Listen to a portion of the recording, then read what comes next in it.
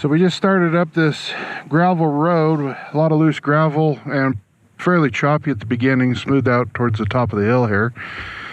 At first, Matt was riding sitting down, and then after he saw me standing up, he started to stand up. How'd that work for you, Matt? It's a different world. I spent so much time on the street that I'm used to sitting, like all the time.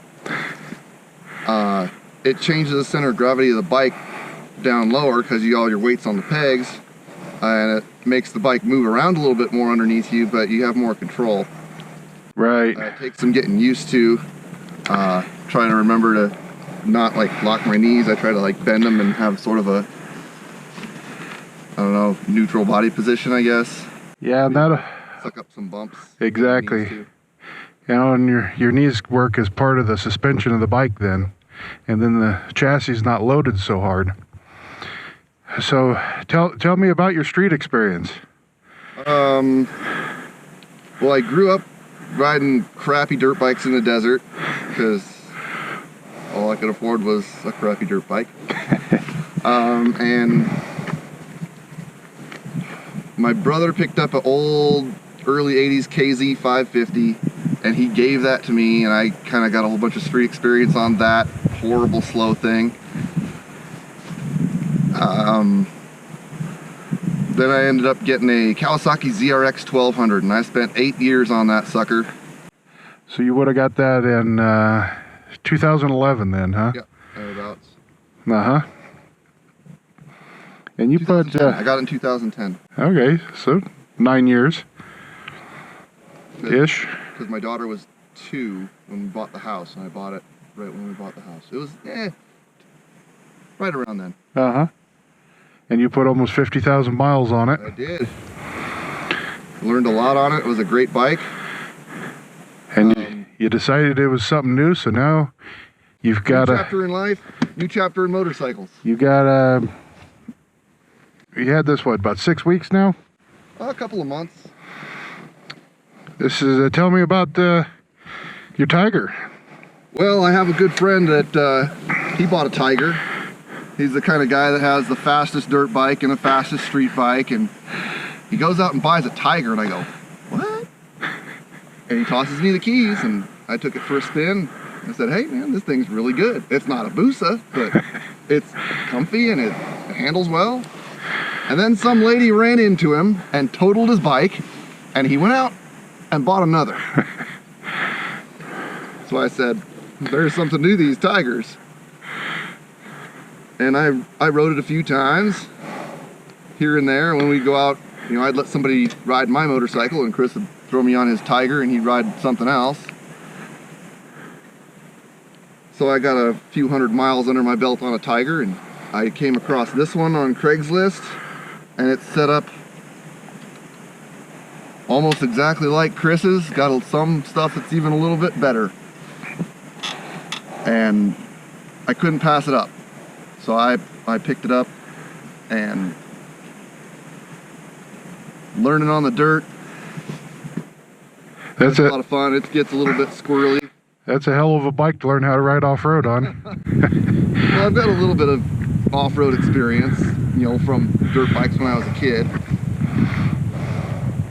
So it's not a completely new world to me, but this is definitely a lot harder to ride in stuff when it gets soft like gravel or sand.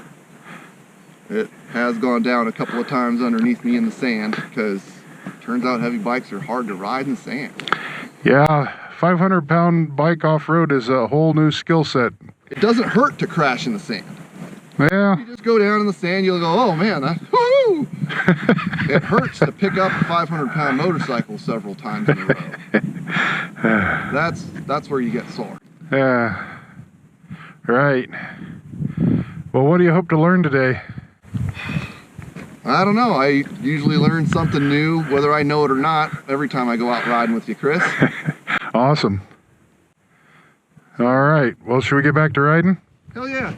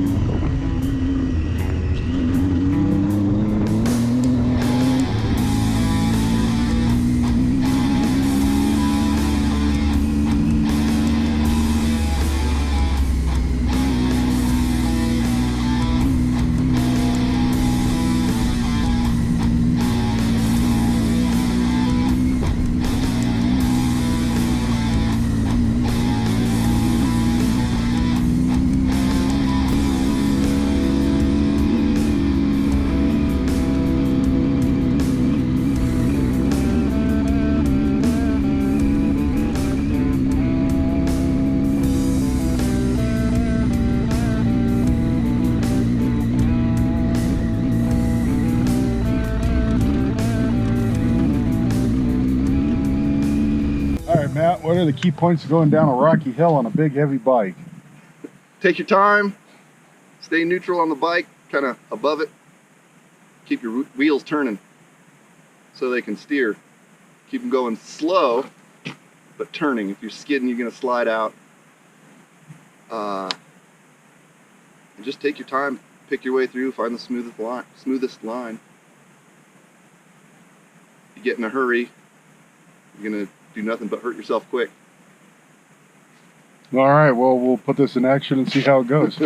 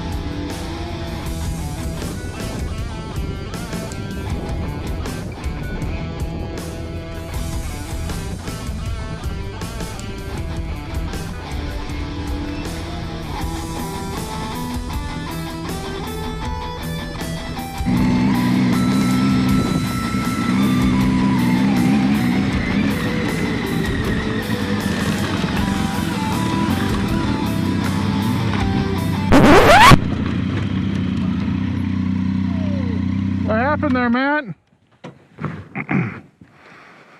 The bike took the line for me.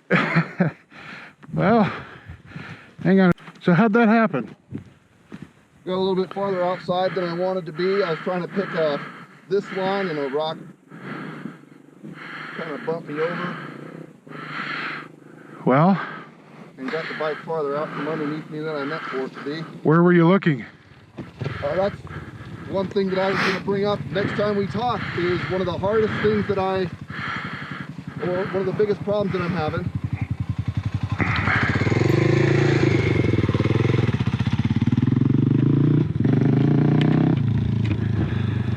Is target fixation. Yeah, I'm not looking far enough forward. And I'm constantly reminding myself, it's like when you're at home and you can flip off a light switch and walk through a dark room. If you look at it first, you can just walk through it. You know what's there, your brain remembers. But you end up looking too close in front of you, and that happens. Yeah, the further you can look down the road, the better. And the faster you go, the further ahead you have to look. Now here we were only going 15 miles an hour. Boy, happy you came around that corner and you were looking where you didn't want to go. And that's where you went. A little bit. Yeah, that's where you went. You're going, oh shit, don't go into those rocks there. And what'd you do? You went into those rocks there. Yeah. So and it only took a split second because I was trying. It didn't take long. I was reminding myself even, look where you want to go. Yeah. Look farther ahead, look where you want to go. And yeah, sometimes the bike picks the line for you.